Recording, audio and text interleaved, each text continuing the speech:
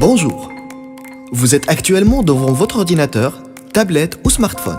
Vous pouvez regarder des vidéos comme vous êtes en train de me regarder à l'instant, voir des photos ou encore lire des articles. Et dans l'avenir, vous allez pouvoir régler vos affaires administratives en étant chez vous. Je m'appelle Ahmed et je suis venu vous parler de l'administration électronique. L'administration électronique a été créée pour vous faciliter la vie. Et tant que vous serez connecté, vous pourrez l'utiliser quand vous voulez et à la place que vous voulez. Elle est destinée à tous les citoyens de divers âges. Comme la famille de Synergie, dont le fils Emin vient de réussir sa 9e année, pour qui l'électricité a coupé pendant qu'ils étaient réunis pour fêter la réussite. Synergie s'est rappelé qu'il n'avait pas payé la facture d'électricité. Nejib, pourquoi tu n'as toujours pas payé l'électricité? Tu sais à quel point j'ai du travail ces jours-ci. Je ne peux pas sortir du bureau. Tous les jours, je me dis que je le ferai demain. Papa, pourquoi tu n'as pas payé sur Internet? Où ça? Sur Internet, papa. Tu peux payer la facture d'électricité, d'eau, de téléphone et beaucoup d'autres factures. Comme ça, tu n'as plus à faire la queue et à perdre du temps. Je sais, mais je ne l'ai pas encore essayé. Pourquoi tu n'as pas confiance? C'est l'administration électronique. Et ça a commencé il y a quelque temps depuis que l'administration a introduit l'informatique dans les années 80. Et avec l'évolution de la technologie, l'administration électronique évolue et les services à distance se multiplient. Moi, je l'utilise tout le temps et je suis rassurée. Ah, j'ai oublié de vous dire. Aujourd'hui, c'est l'anniversaire de Synergie et sa famille a voulu lui faire une surprise. Aujourd'hui, il fête ses 55 ans et il a 30 ans d'expérience dans le domaine des affaires et en tant qu'expert en import-export. Synergie a acquis confiance depuis qu'il a su que sa fille Zainab payait ses factures sur Internet. Il a compris qu'il pouvait gagner beaucoup de temps et d'argent s'il utilisait les services administratifs en ligne. Avant, par exemple, quand il voulait sortir des marchandises du port, il devait aller d'administration en administration, prendre des papiers par-ci et ramener des papiers par-là. Maintenant, il lui suffit d'utiliser le système de l'alias unique pour que toutes ces opérations soient faites alors qu'il est assis à son bureau. Le système de l'alias unique permet d'effectuer toutes les procédures d'import-export à travers l'échange électronique de documents et de données avec toutes les parties intervenantes. Synergie a aussi une société de travaux publics. Synergie, c'est quoi tous ces journaux ? Je suis en train de chercher les appels d'offres. Synergie, aujourd'hui vous pouvez trouver les appels d'offres sur Internet, réunis dans un seul site. Ils ont aussi mis ça sur Internet? Oui, c'est ça l'administration électronique, le site des marchés publics. En tant que fournisseur de l'administration, vous pouvez consulter les appels d'offres et les programmes annuels des marchés publics sur Internet de façon instantanée. Cela permet de favoriser la concurrence et l'équité.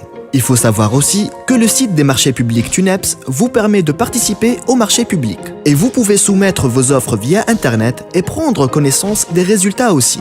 Ah bon? Et vous pouvez même signer le contrat avec l'administration à travers ce site. Zainab est comme son père. Elle aime les bonnes occasions. Quand elle a terminé ses études, elle a ouvert une usine de couture. Son projet a réussi et maintenant elle emploie beaucoup de main-d'œuvre. Zainab n'a pas le temps d'aller à l'administration pour sa déclaration fiscale à la recette des finances et pour la déclaration sur les revenus à la CNSS. Mais elle sait que l'administration électronique existe et qu'elle allait sûrement trouver la solution. Et c'est ce qui s'est passé. Elle a trouvé 2 sites web qui l'ont aidé à faire marcher son projet.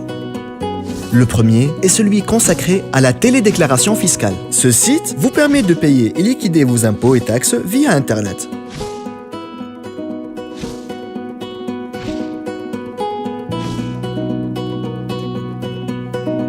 Et le deuxième site est celui de la télédéclaration des salaires et télépaiement des cotisations. Ainsi, Zainab peut payer les salaires et les contributions et demander les fiches de paie sans avoir à se déplacer. Zainab peut maintenant avancer sur son projet et se concentrer sur son travail et sur les objectifs qu'elle s'est fixés. Sa mère, Madame Jamila, est rassurée pour elle. Elle a terminé ses études et elle est en train d'avancer sur son projet. Maintenant, elle va s'occuper de sa fille Sarah, qui va commencer à étudier en 6e année. Madame Jamila travaille tous les jours et n'a pas suffisamment de temps pour suivre sa fille dans ses études. Elle a trouvé la solution avec l'administration électronique et avec le portail Madrasati, qui permet aux parents de suivre les résultats de leurs enfants et leur assiduité à l'école. Une solution qui aide beaucoup Madame Jamila pour suivre sa fille Sarah dans ses études. Et c'est le rôle de l'administration électronique, qui a été créée pour faciliter la vie des citoyens, aider les sociétés et améliorer la rentabilité des administrations. Son rôle est aussi d'aider les citoyens à jouir de leur droit d'accès à l'information et à concrétiser la notion de citoyenneté. Chose devenue possible aujourd'hui grâce au portail Mizaniyatuna, qui permet à chaque citoyen d'avoir une idée sur le budget de l'État. L'administration électronique permet aussi de mettre en pratique le concept du gouvernement ouvert, ou appelé aussi OpenGov. L'administration électronique a franchi des pas géants et continue encore à avancer. Sa vision du futur se base essentiellement sur les besoins des parties avec qui elle traite, dont les citoyens et les entreprises. L'administration du futur se base sur le concept de l'administration intelligente. Et son rôle est de présenter des solutions à travers la technologie. À l'horizon 2020, l'administration sera une administration intégrée offrant ses services à travers le téléphone portable. Son objectif est d'offrir des services à la portée de tous de manière facile, de meilleure qualité. Partant de cette vision, d'ici 2020, l'administration intelligente va changer l'image actuelle de l'administration et va améliorer ses relations avec ses usagers en leur offrant des prestations électroniques. L'administration intelligente va limiter les documents et papiers demandés aux citoyens pour chaque prestation administrative, puisque les données et les documents seront échangés entre les administrations de façon électronique, tout en garantissant la protection des données personnelles. L'administration permettra aussi à tous les citoyens d'accéder aux données et aux documents administratifs, tels que stipulés par la loi organique relative à l'information. Et de ce fait, le citoyen passe d'un simple utilisateur de service à un partenaire actif dans le processus de prise de décision publique. L'objectif ultime est de faciliter les transactions avec l'administration. Dans le cas de Zainab, par exemple, pour lancer sa société, elle a dû se déplacer d'administration en administration, pour ramener des papiers ou encore pour valider un dossier. En 2020, avec l'administration intelligente, Zainab pourra lancer un autre projet mais sans bouger de son bureau. Sinejib, qui peine à régler ses affaires, pourra lui aussi traiter avec l'administration en restant chez lui. Parce qu'avec l'administration intelligente, toutes les procédures seront électroniques et il n'y aura plus besoin de préparer des dossiers et de ramener des documents. Les administrations aussi vont interopérer entre elles de façon automatique et sécurisée. C'est ce qui va faciliter l'échange de données électroniques tout en protégeant les données personnelles. Cela va rassurer l'utilisateur de l'administration électronique, qui n'aura plus besoin de saisir ces données qu'une seule fois, puisqu'elles seront déjà stockées en toute sécurité chez l'administration. De cette manière, l'utilisateur fera confiance aux services électroniques. Il sait que la technologie est déployée pour lui faciliter la vie.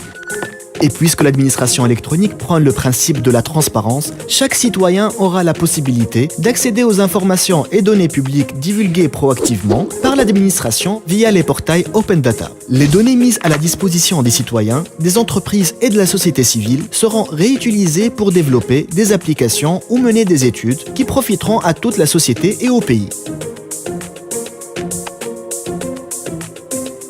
Ce n'est pas tout.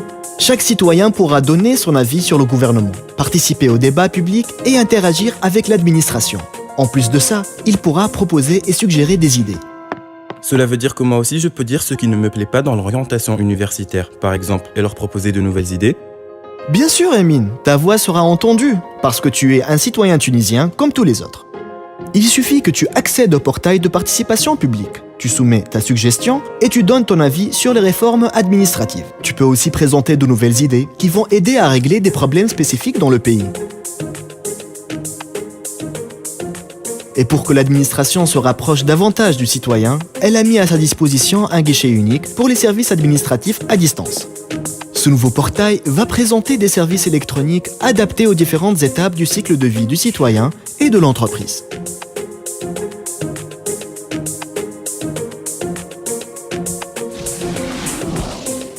La technologie est là pour nous faciliter la vie et nous faire gagner du temps, de l'énergie et de l'argent. Les bienfaits de la technologie sont donc mis à profit pour moderniser l'administration et la rapprocher de toutes les composantes de la société. Parce que chacun de nous a le droit de prendre part à la vie publique et de participer activement au développement du pays.